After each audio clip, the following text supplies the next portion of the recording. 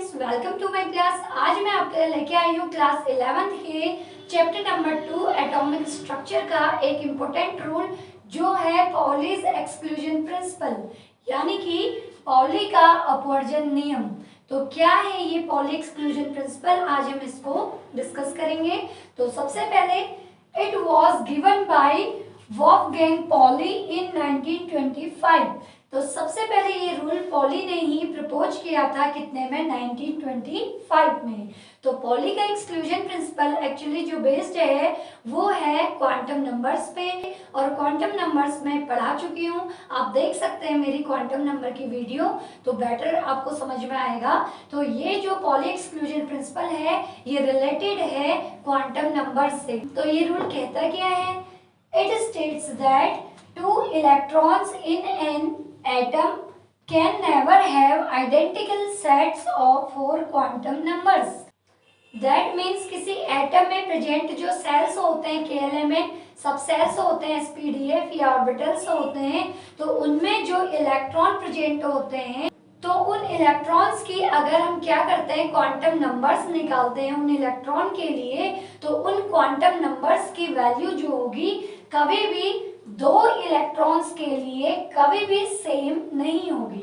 तो ये कह रहा है ना, can never have identical sets of four quantum numbers. मैंने आपको बताया था कि क्वांटम नंबर्स क्या इंडिकेट करते हैं, किसी इलेक्ट्रॉन की टोटल डिटेल्स को बताते हैं क्वांटम नंबर्स। और क्वांटम नंबर कितने टाइप के होते हैं? 4 टाइप के। तो एक होता है principal, azimuthal, magnetic and spin. तो ये रूल क्या कहता है कि किसी भी एटम में प्रेजेंट दो इलेक्ट्रॉन्स के लिए चारों क्वांटम नंबर्स जो हैं वो कभी भी सेम नहीं हो सकते। Can never have identical sets of four quantum numbers. That means किसी भी एटम में प्रेजेंट किन्हीं दो इलेक्ट्रॉन्स के लिए चारों क्वांटम नंबर्स की वैल्यूज सेम नहीं हो सकती हैं। अगर इनमें से तीन वैल्यूज बाय चांस सेम हो भी गई तो फोर्थ क्वांटम नंबर की वैल्यू जरूर क्या होगी, डिफरेंट होगी। तो यही पॉली का एक्सक्लूजन प्रिंसिपल कहता है। तो यहाँ पे मैंने लिखा है, two electrons can have identical values of any three quantum numbers. तो अगर किसी दो इलेक्ट्रॉन्स के तीन क्वांटम नंबर की वैल्यू सेम हो भी गई, आइडेंटिकल हो भी गई, but the fourth one is always different, लेकिन चौथा क्वांटम नंबर हमेशा उसके लिए क्या होगा, डिफरेंट होगा। तो हम यहाँ पे कंपेयर करते हैं टू इलेक्ट्रॉन्स के क्वांटम नंबर्स की वैल्यूज को, और कह रहे हैं कि किन्हीं दो इलेक्ट्रॉनों के लिए चारों क्वांटम नंबर की वैल्यू सेम नहीं हो सकती। ऐसा क्यों? क्योंकि किसी भी इलेक्ट्रॉन के लिए जो चारों क्वांटम नंबर्स की वैल्यू होती हैं वो यूनिक होती है, यानी कि अपने आप में बिल्कुल डिफरेंट होती है। जैसे कोई भी दो लोग हैं और वो अलग अलग घर से बिलोंग करते हैं, तो उनके अगर हम एड्रेस की बात करेंगे तो वो कभी भी सेम नहीं होगा। एक का घर अलग होगा और दूसरे का घर अलग होगा। तो ऐसे ही अगर हम दो लोगों की जगह दो इलेक्ट्रॉन की बात करें तो क्वांटम नंबर दो इलेक्ट्रॉन्स के डिटेल को हमें देते हैं, उनकी डिटेल्स हमें बताते हैं। तो अगर दो इलेक्ट्रॉनों के चारों क्वांटम नंबर की वैल्यूज की बात करें तो ये कभी भी एक दूसरे के आइडेंटिकल नहीं होंगी। अगर बाय चांस तीन वैल्यूज सेम हो भी गई तो चौथी जरूर क्या होगी, डिफरेंट होगी। अब वो जरूरी नहीं है कौन सी अलग होगी, वो कोई भी हो सकती है। अब अगर हम डिफरेंट सेल में इलेक्ट्रॉन ले रहे हैं तो n की वैल्यू अलग होगी। अगर हम डिफरेंट सब सेल में इलेक्ट्रॉन को ले रहे हैं तो sp-df यानी कि l की वैल्यू डिफरेंट होगी। अगर हम क्या कर रहे हैं, सब सेल डिफरेंट ले रहे हैं, अगर हम डिफरेंट ऑर्बिटल ले रहे हैं तो n की वैल्यूज अलग होंगी। और अगर हम एक ही ऑर्बिटल ले रहे हैं तो उसमें भी इलेक्ट्रॉन हमेशा उसकी स्पिन क्या होगी, डिफरेंट होगी। आप लोगों को पता होना चाहिए कि एक ऑर्बिटल में मैक्सिमम 2 ही इलेक्ट्रॉन्स रह सकते हैं, वो भी हमेशा अपोजिट स्पिन में। तो अपोजिट स्पिन में क्योंकि इलेक्ट्रॉन स्टेबल होते हैं, तो यहाँ पे तीन कंडीशन बनती हैं। एक तो अगर क्या हो, सेल्स डिफरेंट हो, एक इलेक्ट्रॉन के में हो एक एल में हो, तो एन की वैल्यू वैसे डिफरेंट होगी। के लिए एन हम 1 लिखेंगे, लेकिन एल के लिए हम क्या लेंगे, एन की वैल्यू 2 लेंगे। अगर हमारे सब सेल डिफरेंट है, एक एस में है और एक पी में है, तो L की वैल्यू एक के लिए 0 हो जाएगी, एक के लिए 1 हो जाएगी। अगर डिफरेंट ऑर्बिटल में इलेक्ट्रॉन है तो एक -1 भी हो सकता है, एक -2 भी हो सकता है, तो माइनस और प्लस वैल्यूज हो जाएंगी तो डिफरेंट होंगी। अगर बाय चांस इन सबकी वैल्यू सेम हो जाए, फोर्थ जो पॉसिबिलिटी है वो काफी इंपॉर्टेंट है। 3 पॉसिबिलिटी तो ठीक है, एक सेल, एक सबसेल और एक ऑर्बिटल, लेकिन जो फोर्थ पॉसिबिलिटी है वो बहुत ज्यादा इंपॉर्टेंट होती है कि अगर ये 3 की 3 वैल्यूज किसी इलेक्ट्रॉन के लिए सेम हो जाए, एन एल एंड एम, यानी कि cell, subshell and orbital same हो, तो उस टाइम पे स्पिन इलेक्ट्रॉन की जरूर क्या होगी, डिफरेंट होगी। फॉर एग्जाम्पल यहाँ पे कोई ऑर्बिटल है, इसमें प्रेजेंट 2 इलेक्ट्रॉन है और 2 इलेक्ट्रॉन हमेशा कैसे रहेंगे, एक अपवर्ड स्पिन में और एक डाउनवर्ड स्पिन में। तो दोनों की डायरेक्शन अगर अपोजिट है तो उनकी स्पिन की वैल्यू भी क्या होगी, डिफरेंट होगी। एक की +½ होगी अपवर्ड के लिए और डाउनवर्ड इलेक्ट्रॉन के लिए कितनी होगी, -½ तो s की वैल्यू उनकी फिर भी क्या होगी या ऑलवेज क्या होगी, डिफरेंट होगी। तो अगर मैं इसको समराइज करूं तो किसी भी एटम में प्रेजेंट किन्हीं 2 इलेक्ट्रॉन्स के लिए चारों क्वांटम नंबर्स सेम नहीं हो सकते। अगर 3 क्वांटम नंबर सेम हो भी जाएं तो चौथा जरूर क्या होगा, डिफरेंट होगा। यही पॉली का एक्सक्लूजन प्रिंसिपल है। अब हम इसको और बेटर समझ सकते हैं एक एग्जांपल के थ्रू। तो यहाँ पे मैंने एक एग्जांपल लिया है फॉर के सेल। अब मैंने ये मान लिया कि किसी एटम के सेल में यहाँ पे इलेक्ट्रॉन प्रेजेंट है। अब अगर के सेल होगा तो प्रिंसिपल क्वांटम नंबर की वैल्यू क्या होगी, 1, क्योंकि के को 1 से शो करते हैं, एल को 2 से, एम को 3 से, एन को 4 से एंड सो ऑन। तो के के लिए एन की वैल्यू क्या हो जाएगी, 1। अगर एन 1 होगा तो एल की वैल्यू क्या होगी, मैंने आपको क्वांटम नंबर्स में बताया था कि एल की वैल्यू एन पे डिपेंड करती है। एल की वैल्यू हमेशा n-1 होती है, यानी कि जितनी वैल्यू n की होगी उससे एक कम हमारी किसकी वैल्यू होगी, l की। तो n1 है तो l कितना होगा, 0 होगा। और ये भी बताया था कि अगर l की वैल्यू 0 होगी तो s सबसेल होगा, और 1 होगा तो p सबसेल होगा, 2 होगा तो d सबसेल होगा, और f होगा 3 एंड 3 होगा तो f सबसेल होगा। तो यहाँ पे l की 0 वैल्यू है तो सबसेल कौन सी होगी, s। तो ये भी मैंने आपको अबव प्रिंसिपल में बताया हुआ है कि s में 1 ऑर्बिटल होता है, p में 3 ऑर्बिटल होते हैं, d में 5 होते हैं और f में 7 ऑर्बिटल होते हैं एंड सो ऑन। तो यहाँ पे जो सबसेल है वो s है, तो s में कितना ऑर्बिटल प्रेजेंट होगा, ओनली 1। और एक ऑर्बिटल में मैक्सिमम कितने इलेक्ट्रॉन रह सकते हैं, 2 इलेक्ट्रॉन्स। तो 2 इलेक्ट्रॉन्स कैसे रहेंगे, स्टेबल रहेंगे। तो एक डायरेक्शन में अपवर्ड होगा और दूसरा क्या होगा, डाउनवर्ड होगा। अब सपोज करते हैं कि कोई एटम है, उस एटम के सेल में 2 इलेक्ट्रॉन प्रेजेंट है। क्यों, क्योंकि के सेल है तो के सेल के लिए n कितना होगा, 1। अब मैं ये मान के चल रही हूँ कि ये जो दोनों इलेक्ट्रॉन है, ये दोनों इलेक्ट्रॉन कौन से सेल में प्रेजेंट है, के में। तो दोनों ही के में प्रेजेंट है, तो दोनों के लिए n की वैल्यू क्या होगी, 1 होगी। तो n की वैल्यू 1 होगी पहले इलेक्ट्रॉन के लिए भी और दूसरे के लिए भी n की वैल्यू क्या होगी, 1, क्योंकि दोनों सेम सेल को बिलोंग करते हैं, दोनों एक ही सेल में प्रेजेंट हैं। अब अगर n की वैल्यू 1 है तो l की वैल्यू n से एक कम होगी, यानी कि 0 होगी।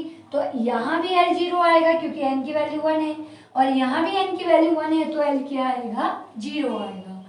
तीसरा अगर देखें मैग्नेटिक क्वांटम नंबर m की वैल्यू, तो m की वैल्यू डिपेंड करती है l पे। अगर l 0 है तो m भी क्या होगा, 0 होगा। इसके लिए भी l 0 है तो m भी क्या होगा, 0 होगा। अब यहाँ पे केस ये आ रहे हैं कि दोनों एक ही सेल के इलेक्ट्रॉन हैं, तो दोनों के लिए 3 क्वांटम नंबर्स की वैल्यू क्या आ रही है, सेम आ रही है। n = 1, l = 0, n = 0। अब s की वैल्यू अगर हम कहें तो s की वैल्यू हम लेंगे पहले फर्स्ट इलेक्ट्रॉन के लिए ले रहे हैं इधर, और यहाँ ले रहे हैं कौन से इलेक्ट्रॉन के लिए, सेकेंड इलेक्ट्रॉन के लिए। तो फर्स्ट इलेक्ट्रॉन को अगर आप लोग देखें तो इसकी डायरेक्शन कैसी है, अपवर्ड है। तो अपवर्ड डायरेक्शन वाले इलेक्ट्रॉन की जो स्पिन होती है वो होती है +½ कितनी होती है, +½ तो ये +½ जो वैल्यू होगी ये होगी अपवर्ड इलेक्ट्रॉन की। एंड डाउनवर्ड इलेक्ट्रॉन को अगर देखें तो डायरेक्शन डाउनवर्ड है, तो इसलिए इसकी स्पिन भी क्या हो जाएगी, अपोजिट हो जाएगी। तो ये अगर प्लस हाफ है तो इसके लिए ये वैल्यू कितनी हो जाएगी, माइनस हाफ। तो इसके लिए माइनस हाफ एंड इसके लिए क्या हो जाएगी, प्लस हाफ। तो ये वैल्यूज होंगी क्वांटम नंबर्स की इसके सेल में प्रेजेंट दोनों इलेक्ट्रॉन्स के लिए। अब पॉली के अकॉर्डिंग किसी भी एटम में प्रेजेंट दो इलेक्ट्रॉन के चारों क्वांटम नंबर सेम नहीं हो सकते। अब तीन अगर सेम हो भी गए तो चौथा हमेशा क्या होगा, डिफरेंट होगा। तो चौथा डिफरेंट आ रहा है, यहाँ पे ये तीन सेम है लेकिन इसकी प्लस हाफ आएगी तो इसकी स्पिन क्या आएगी, माइनस हाफ। तो ये काफी बेस्ट एग्जांपल है पॉली एक्सक्लूजन प्रिंसिपल को समझने के लिए। अब हम डिस्कस करते हैं इसका एक और एग्जांपल। अब यहाँ पे मैं क्या कर रही हूँ कि दोनों इलेक्ट्रॉन आप सेम सेल के नहीं लेंगे। अब अगर हम इनके सेल्स क्या कर दें, डिफरेंट कर दें। सपोज एक इलेक्ट्रॉन हमारा के सेल में प्रेजेंट है और एक इलेक्ट्रॉन हमारा एल सेल में प्रेजेंट है। तो के में प्रेजेंट इलेक्ट्रॉन के लिए जब हम क्वांटम नंबर्स निकालेंगे तो इस इलेक्ट्रॉन के लिए चारों क्वांटम नंबर्स क्या होंगे, तो n, l, m और s। तो यहाँ पे क्योंकि ये k में प्रेजेंट है तो n की वैल्यू 1 क्योंकि पहली सेल है। फिर सब सेल देखें, l की वैल्यू देखें तो n से हमेशा एक कम होगी यानी कि कितनी आएगी, 0। और m की वैल्यू देखें तो m यहाँ पे डिपेंड करता है कि ये कौन से ऑर्बिटल में है, s में है या p में या d में है। तो फिलहाल L की वैल्यू 0 ये इंडिकेट कर रही है कि यहाँ पे L की वैल्यू 0 मतलब कौन सा सबसेल होगा, S। और S सबसेल होगा तो ऑर्बिटल भी कितना होगा, a। L 0 है तो M भी क्या होगा, 0 ही होगा। अब S यहाँ पे इलेक्ट्रॉन की स्पिन है। हमने ये नहीं कहा है कि कौन से इलेक्ट्रॉन के लिए निकालना है, फर्स्ट, सेकेंड, थर्ड, फोर्थ या अपवर्ड या डाउनवर्ड। तो ऐसा अगर हमें कुछ भी नहीं पता तो हम यहाँ पे S की दो वैल्यूज को शो करेंगे, एक प्लस हाफ और एक माइनस हाफ। कि अगर अपवर्ड इलेक्ट्रॉन होगा तो प्लस हाफ शो करेगा और डाउनवर्ड होगा तो माइनस हाफ शो करेगा। अब ऐसे ही हम यहाँ पे L सेल के लिए डिटरमाइन करेंगे। तो L जो है वो सेकेंड सेल है तो n इक्वल टू 2 होगा। तो n इक्वल टू 2 के लिए L के दो वैल्यूज होंगी, एक 0 और एक 1। क्योंकि L की वैल्यू n से एक कम तक होती है तो 2 से एक कम n-1 कितना होगा, 1। तो 0 से स्टार्ट करेंगे, 0 एंड 1। अभी मैं सारी पॉसिबिलिटी बता रही हूँ क्योंकि मैंने आपको कोई पर्टिकुलर इलेक्ट्रॉन नहीं दिया है कि इस इलेक्ट्रॉन के लिए आप क्वांटम नंबर निकालिए। तो इसीलिए मैं यहाँ पे सारी पॉसिबल वैल्यूज ले रही हूँ जो यहाँ पे पॉसिबल होंगी। तो L के लिए यहाँ पे 0 और 1 पॉसिबल है, 2 नहीं ले सकते क्योंकि L की वैल्यू n के इक्वल कभी भी नहीं होगी। अब बात करते हैं m की। तो m की भी दो वैल्यूज होंगी, L इक्वल टू 0 के लिए m की वैल्यू 0 होगी और L इक्वल टू 1 के लिए m की तीन वैल्यूज होंगी जो होगी -1, 0 और +1। तो तीन वैल्यूज होंगी 1 के लिए और एक वैल्यू होगी 0 के लिए।